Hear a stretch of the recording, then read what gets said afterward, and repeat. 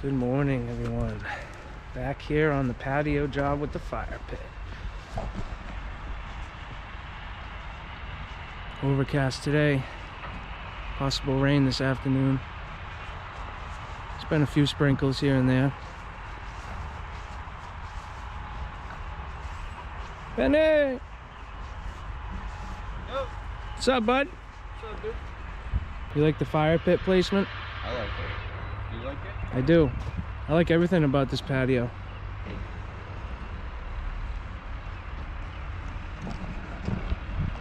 So that's what we're doing today. The fire pit. What Ben's doing is getting the border pieces laid out, because we have our fire pit laid out exactly where we want it. It's dead center of this squared off fire pit area that's connected to the patio.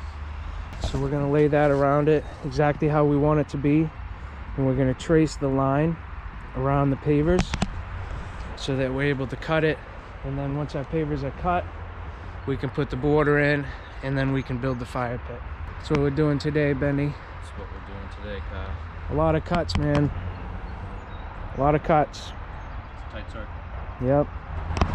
And then we'll wrap up the edges of the fire pit patio area with the border. And hopefully we have enough border. We might end up having to get a little bit more border. So we'll see. Let's get into the day.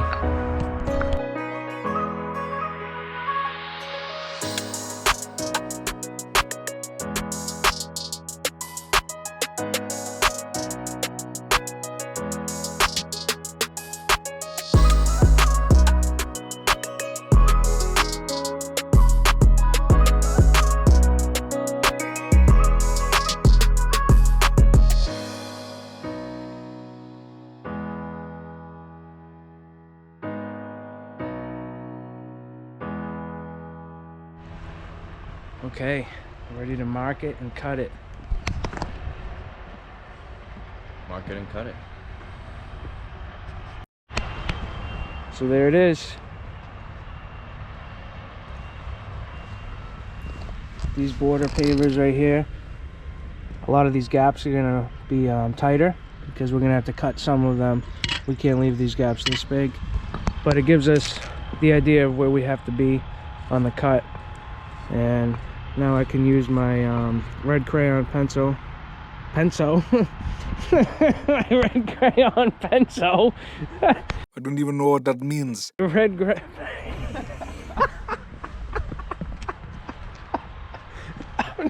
done. I'm done. So I'm gonna use my crayon pencil. What's the matter with you? Unbelievable, dude. Oh god. So I'm gonna use my red crayon pencil from the Home Depot, and we're gonna mark around this area, and then once it's all marked up, I'm gonna take the fire pit block out, the pavers, the border pavers out, and then all the pavers on the inside that we don't need, I'm gonna get those out of the way, and then we're gonna cut the border.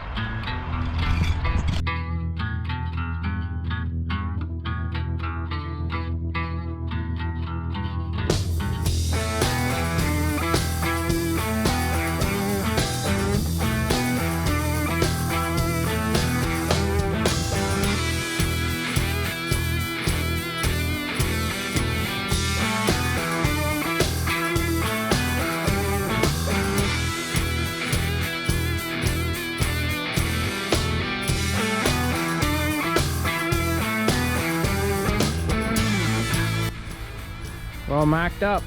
It's all marked up. See it. I'm a marker. Red. It's a red pencil.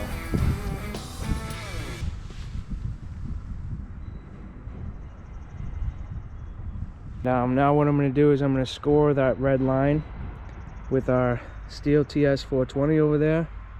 Score it so we have all the pavers marked with the saw blade, and then I'm going to cut each one individually inside this stone area because of the inner radius cuts. They're going to be really tight to try to cut the pavers in place, and even if it's possible, you end up you know, disturbing the bedding stone or sand, whatever you want to call it. We use stone it'll disturb that too much, and then you have to lift up the paver and reset it anyway. So we just we take them out of their place, cut them in the middle, and then put them back where they go after we score it. I know sometimes it's possible if you had a smaller saw, whatever, to do it in place, but that's just not how we do it. Action. Action. I'm already fogging my glasses up with this stupid fucking mask.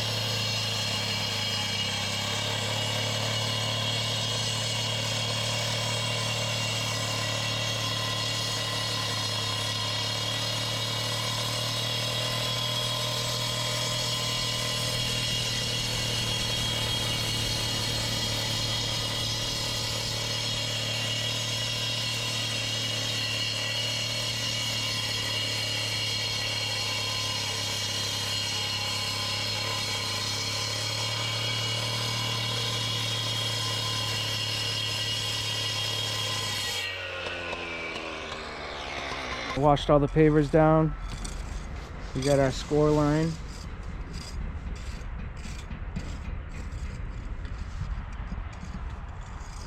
Looks really good. That score line is going to be the most accurate way to have a nice clean cut with a circle. Anything really. Always put a score line about a 1/4 inch deep into the top of the paver of where I marked it, and then I cut it afterwards. I don't do a full cut with just the crayon. Score it first, cut it afterwards. Another reason why I wet everything down now is because I will be cutting in the middle with water, so I'm going to be spraying a wet paste kind of onto the pavers around it. So if you pre-wet the pavers, the paste doesn't stick as much to the pavers and it's easier to wash off. So you get everything around the area that you're going to be cutting, soak it down nice with water, and then when you go to clean up after you're done cutting, it makes it a lot easier, because if the wet paste hits a dry paver, it's going to really cling on to it because of how porous it is, and sometimes you need a pressure washer or like a nice hard brush to get it off. So pre-wetting it is a important thing if you're going to be doing a lot of cuts in the middle of the area.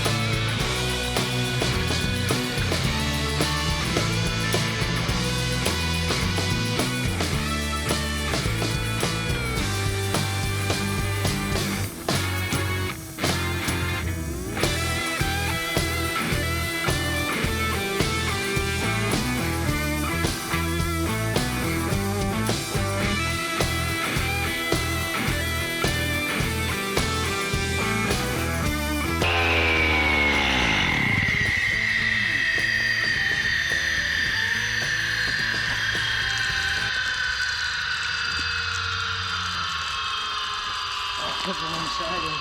I was like, that don't look good. That's better. What do you think, bud? You ready? I'm ready. Alright. Don't mess it up, Ben. Don't mess it up. Under pressure.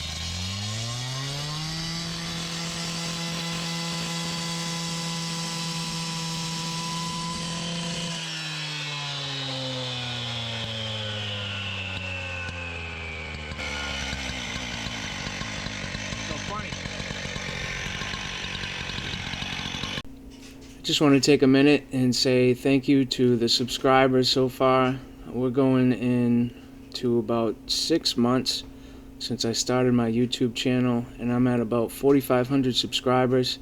Guys, I couldn't be more thankful to all you guys that are keeping up with the uploads, to the subscribers from the beginning, to the new subscribers every day. I really appreciate you all, and I appreciate the fact that you enjoy this work and this kind of video. I didn't quite know exactly what to expect or what I was getting into with this YouTube journey, but I'm really having fun with it, and the outcome is beyond what I had imagined for the first 6 months of YouTube. So thank you guys very much. I hope you're enjoying all the content. Please hit me up with feedback on any kind of feedback, comments on the job, the videos, the editing, anything. I love connecting with you guys that are interested in this work and interested in these videos. So thanks again for your support, and there'll be plenty more videos to come. Benny, you did an excellent job on the other half, bro. Thanks. Excellent job, dude.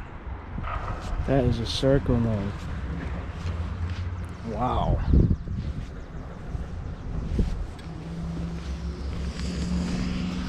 So I pretty much cut from here to there, this side. Benny did from here to that side. Looks great.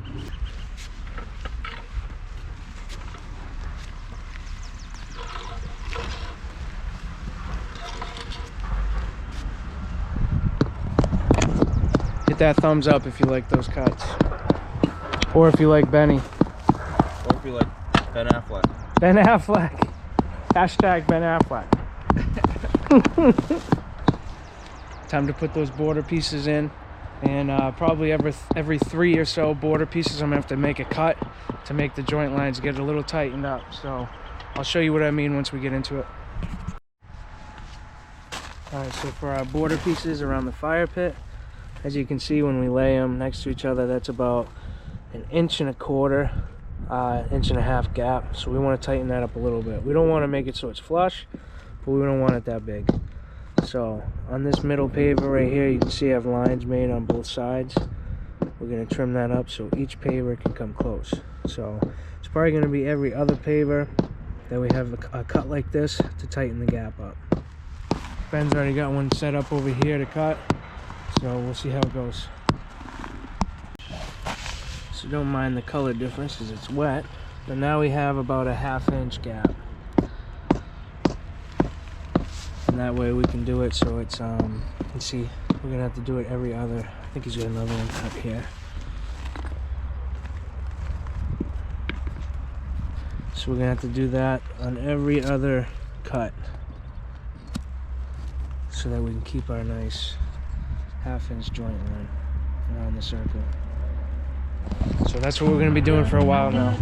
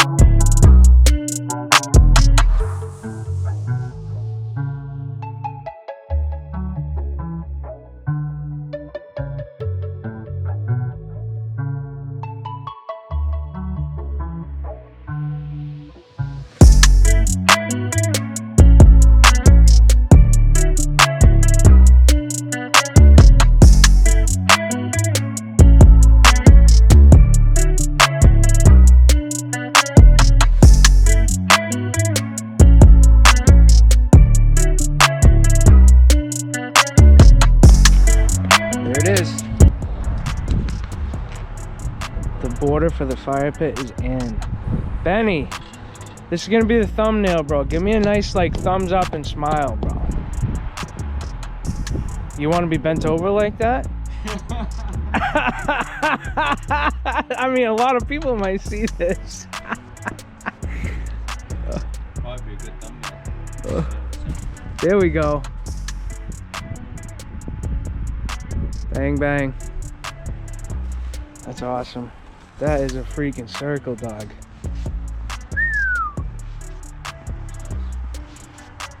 Imagine if the fire pit didn't fit.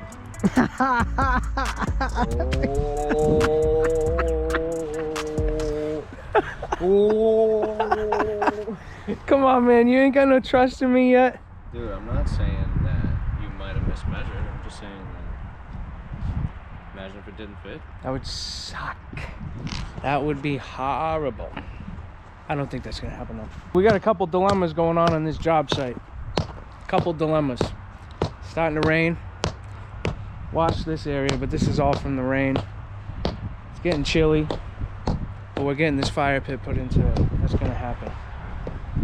And the only other concern we got, which is dilemma number 2, that pallet of water. We're still unsure if we're gonna have enough. He's got to go from there to there to there. That's all we got. So we're gonna find out about that. Hopefully we got enough. Hopefully we don't have to go buy like a half a layer or a layer. But man, that looks sweet. Thing I did want to mention is, as you saw, I fill in the joint lines with the same chip stone that we use for our bedding stone.